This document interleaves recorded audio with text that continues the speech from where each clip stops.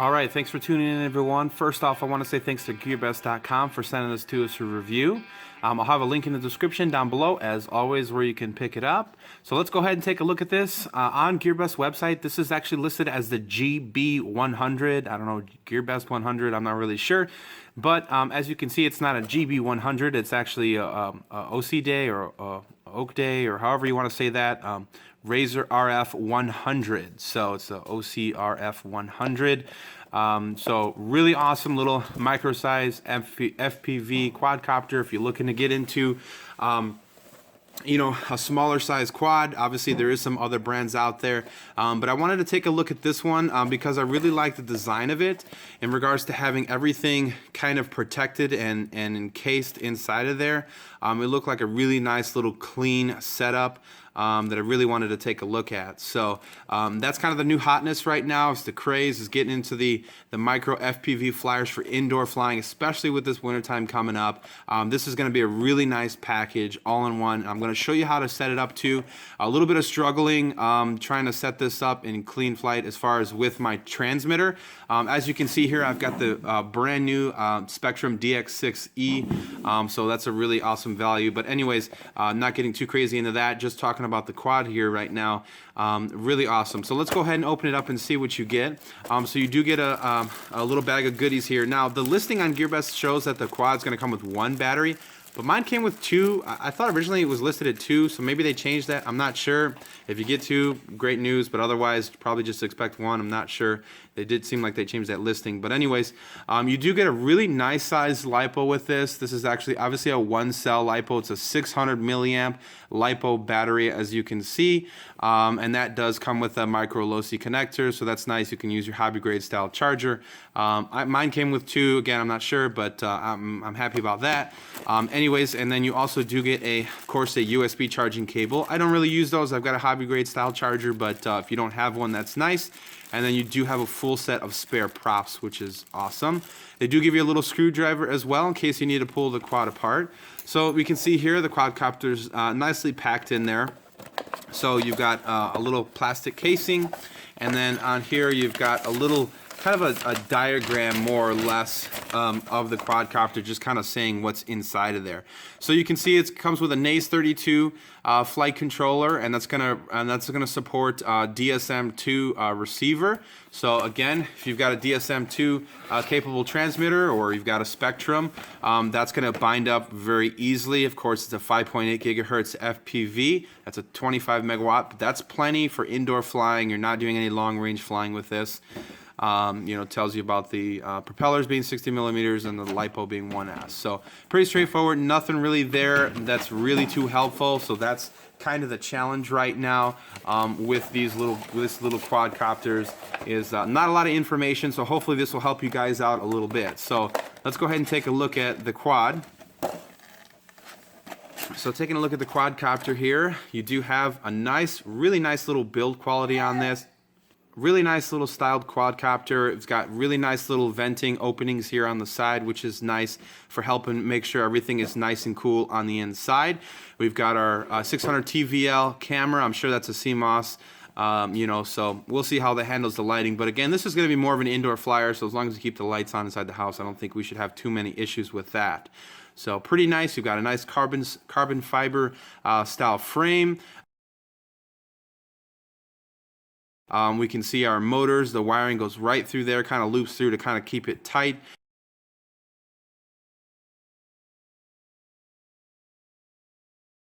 And then you've got 4 screws holding it down. So I have opened this just to kind of see what was in the inside. Really not much to look at. You've got your micro USB right here on the back, so it's really accessible, nice and easy, and our micro low-C connector. And then you've got this really nice little Velcro strap to hold the battery, although I think I might cut out a little piece of rubber right here just to keep that battery from sliding around. I kind of noticed that battery slides a little bit, especially when it crashes or you crash into something. But what I like about this, again, really clean, simple design. It just looks good. It's just a good, well-finished product.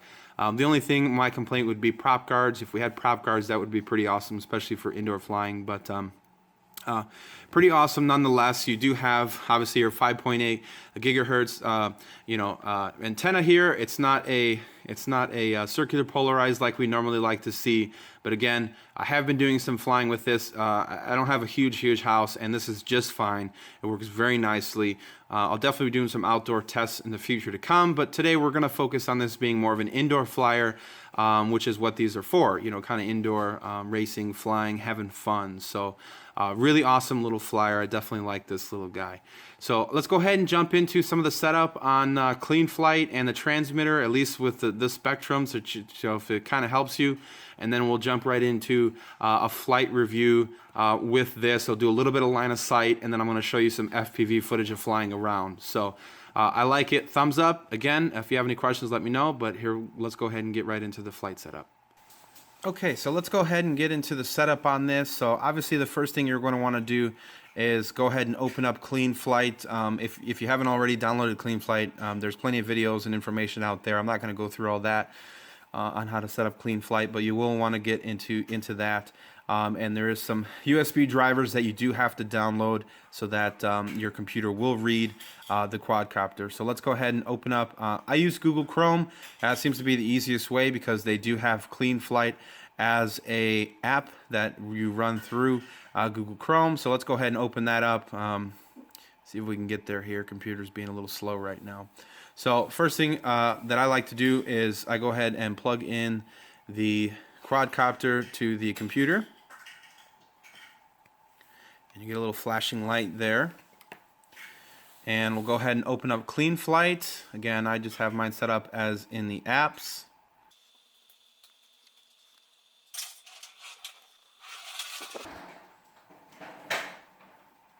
Okay, and then we go ahead and connect it.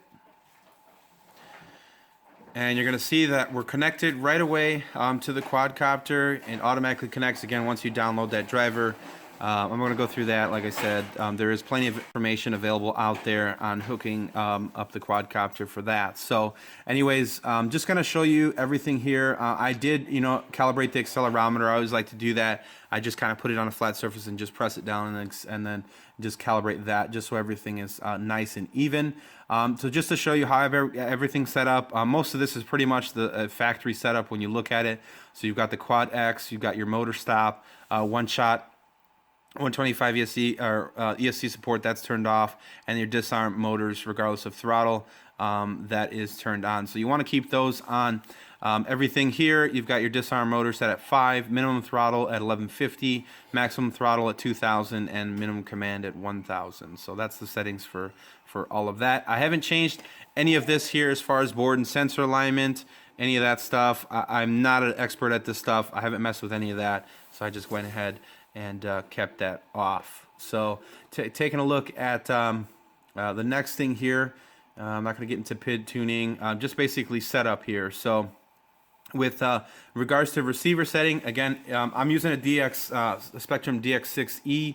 I would imagine it should be the same as the DS6 as well, but just as far as the setup on the transmitter, I'll go ahead and show you here. Bind it to the quadcopter. Okay, so binding the quadcopter to the transmitter, pretty straightforward on the DX6E.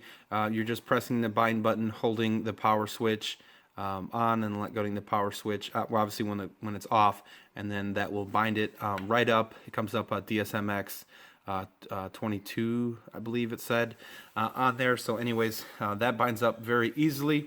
I do keep it in it automatically binds to the plane mode. So there is a multi-rotor version or set up inside the DX6E. I have not tried to set it up that way. I just set it up this way, which is pretty easy.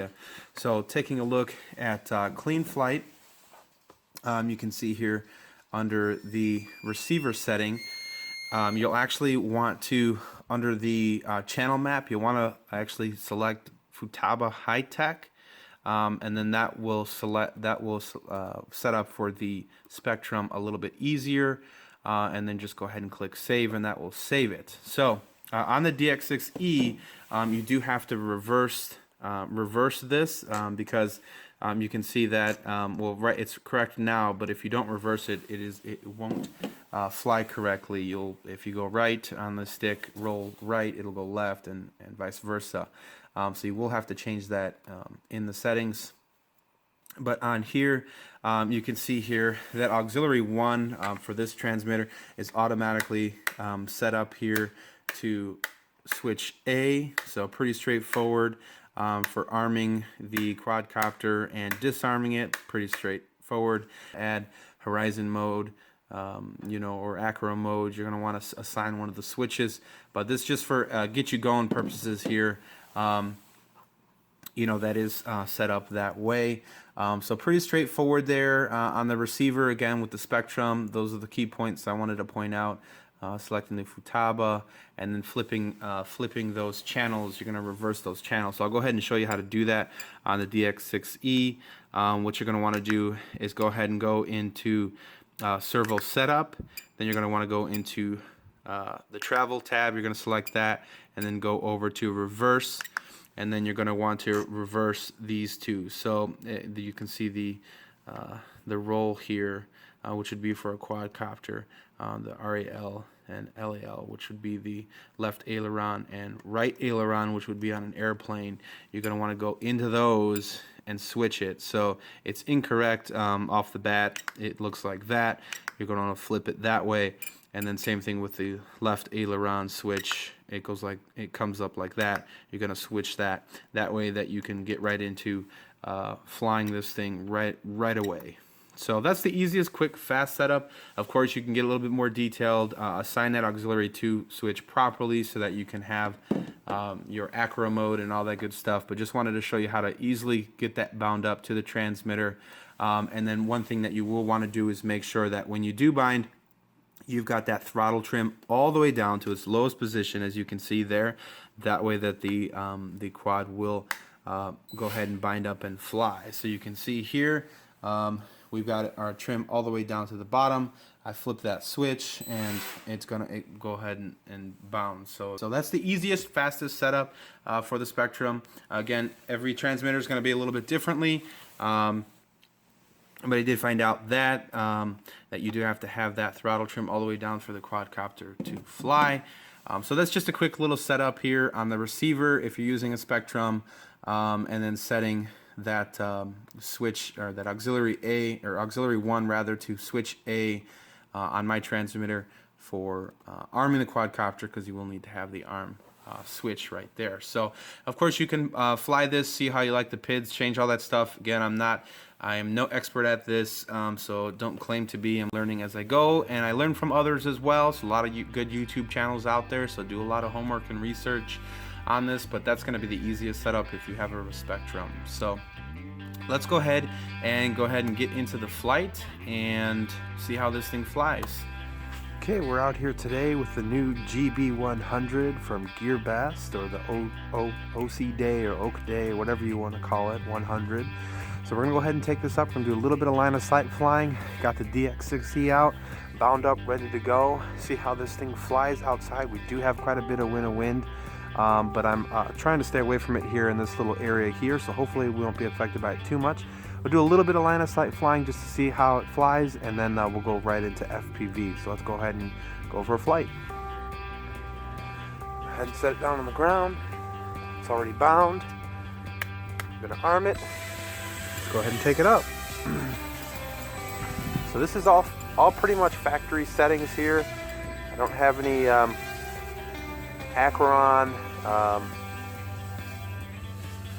It's basically just a self-leveling mode that we're going to fly in right now. So I just wanted to see how this thing handles the wind, just get a feel for it before we go FPV.